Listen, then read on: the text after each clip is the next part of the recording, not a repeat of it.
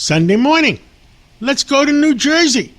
And with us today is State Senator Declan Oskayan, and he's from Monmouth County, and he's one good guy and one smart guy. Well, Senator, what the heck happened? You guys lost another congressional race in New Jersey last week.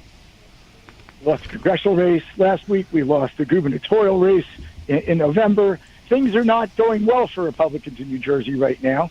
I think mostly because of issues outside of New Jersey. If you poll people here about the practical issues here, Republicans should be winning. It's just not the climate right now. We can improve our messaging. There's a lot of things we can improve. We're doing a lot of postmortems, but there's a lot of ground to make up, and we need to be at it, and we're trying. Now, I mean, New Jersey probably has a lot more common sense than New York City, New York State right now. Tell us, what is bothering you, what things that are going on in Jersey?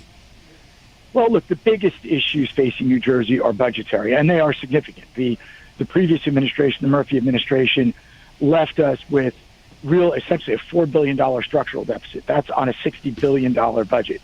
And that is a real problem. We squandered many opportunities to fix our budget during the 8 years of the Murphy administration. And this new administration it is a Democrat administration. It's not my choice, but they're going to have to work with us. They should work with us because we've been right. Republicans have been right about our budget direction and the various things impacting it, school funding being at the top of the list for years. So there is interest in working together. We've formed a good start of a working relationship. So I'm going to remain optimistic, but our options are dramatically less than we had at the start of the Murphy administration. You could almost easily have solved our fiscal problems with school funding reform, with some minor prospective pension and health benefits reforms. We could really be in a different spot. We are not. So it's going to be a tough thing. And, God willing, President Trump's policies lead to the kind of economic growth that he has predicted will happen. Hopefully the end of these wars as well will supercharge our growth, and we will have an amazing next, 4 to 7 years, and we'll grow our way out. It's hard for me to absolutely count on that. We're going to need some reforms as well. So we're here, and we're working at it every day. Understood. Anything on your mind that you wake up at 3 o'clock in the morning and say, oh, crap? You don't have enough showtime for that. I got a lot to worry about. But look, aside from our budgetary issues, energy issues are high on people's minds, myself included. We just passed a bill that will remove what was essentially a moratorium on nuclear power.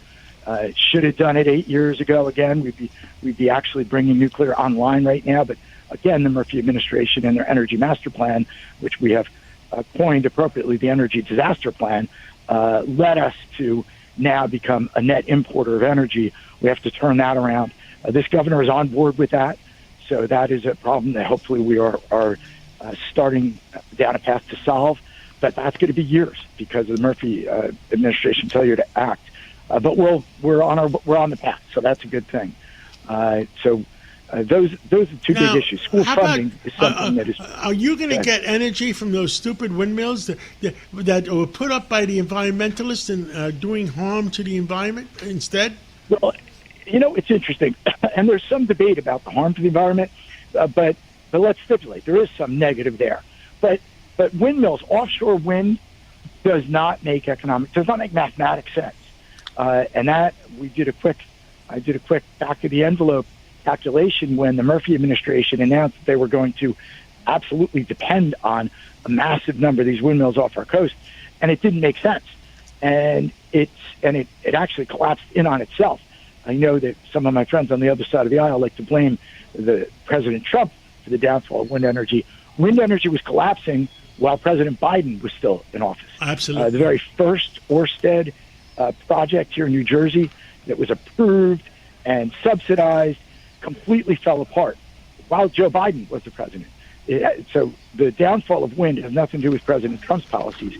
It has to do with the fact that offshore wind doesn't make economic sense.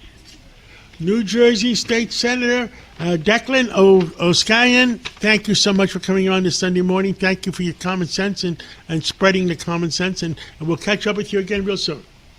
Thanks, John. I appreciate it. Thanks for having me.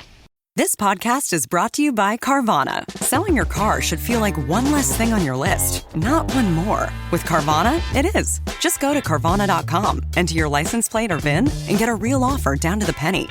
No back and forth, no surprises, just an experience you can trust.